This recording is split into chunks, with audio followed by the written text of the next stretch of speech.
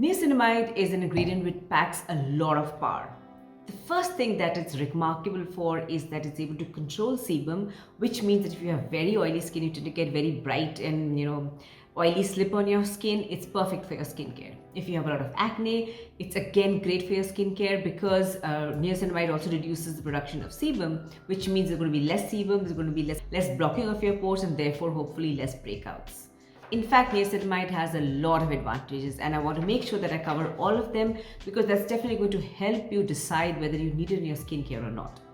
So the third advantage that niacinamide enjoys is the fact that it helps improve your skin barrier, and it does that by maintaining the lipids in our skin. Lipids is basically the fat content of our skin, and the stronger your lipid barrier is, or the ceramides on your skin is, the better your skin is able to fight acne and is better able to fight sensitivity. Basically, it really protects the skin barrier, and you need that for your skin being healthy, for fighting UV radiation, for it to have less acne breakouts, for it to be less dry, for it to be less dehydrated. So really, it plays a very important critical role in skincare. Niacinamide also works on the tyrosinase, so it does help in hyperpigmentation. If you haven't seen my video on how I handled my melasma, do have a look. Niacinamide is part of the skincare routine for my melasma as well. In fact, niacinamide also reduces the immunosuppressive effects of sun-induced UV rays. How incredible is that? Now, this particular study is still evolving, and I don't have access to all of the papers, but we've applied for it. Hopefully, they should come through. But this is the reason why you'll find niacinamide as part of your sunscreens. Surprising, isn't it? And as part of your skincare.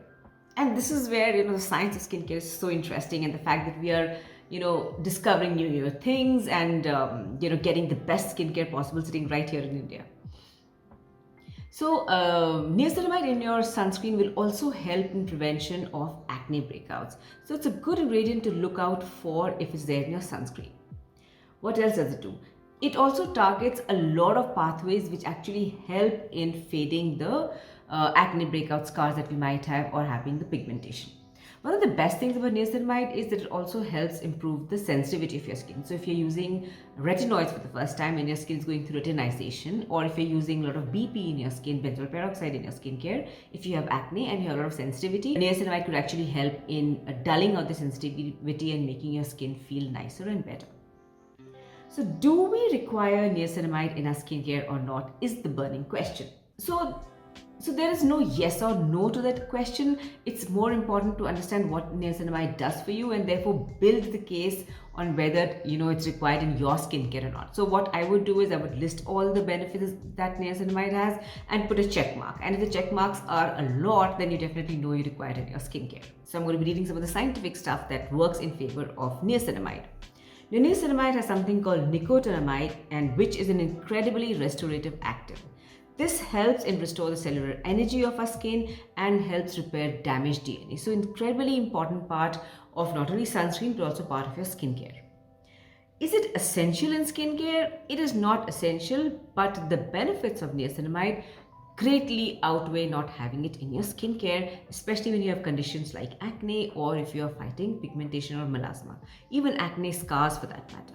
Does percentage play a part? Well, not really. For niacinamide, if you're going to be using a lower percentage, that does not mean it's not going to be effective at all. So at the same time, using a higher percentage doesn't mean it's going to be incredibly better effective or better performance on your skin.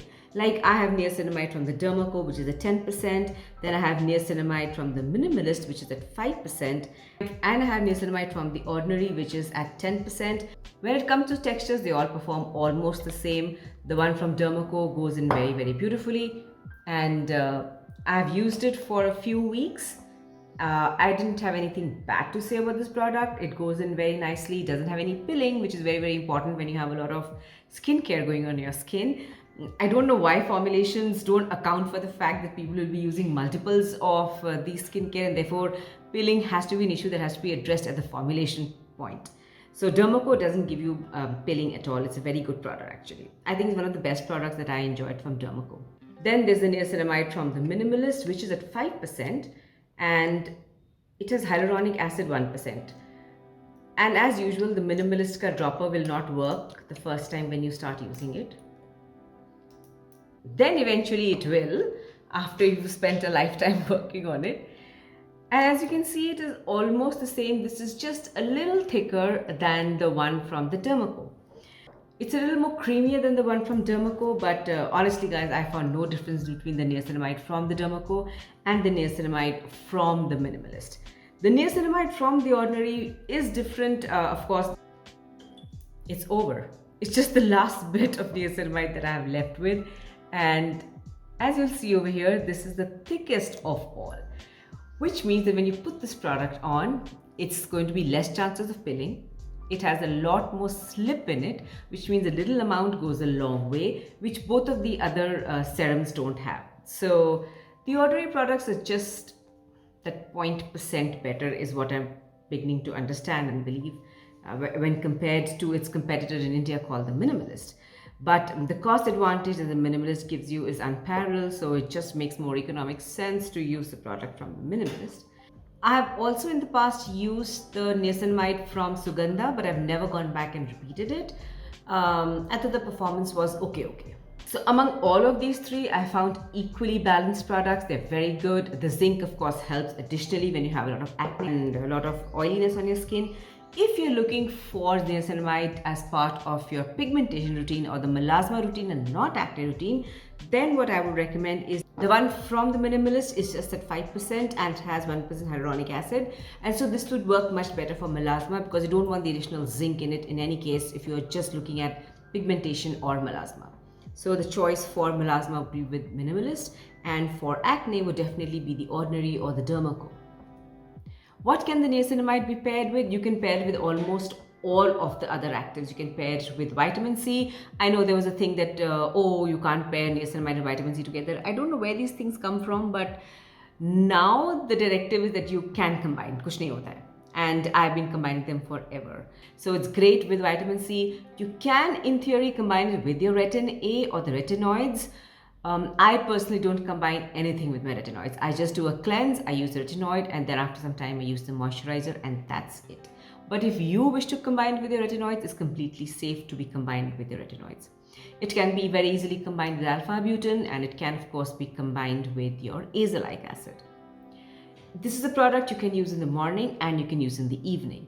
In fact, it's recommended that you use it in the morning as well because it does give you the extra barrier help that we discussed earlier, and that's what you require when you're out in the radiation and the UV burning your skin. So a good barrier will make sure that the UV radiation is minimized, and that's the reason it's there in your sunscreen as well, right? I can't say that enough because a lot of people have come to me and said, there's niacinamide in my sunscreen, do I require it separately? I think niacinamide, because it gives you so much of barrier control, is a good ingredient to have in your skincare, especially in India where we are not very particular about sunscreens at all. I know all of us are guilty of it. What else can I tell you about niacinamide? Niacinamide,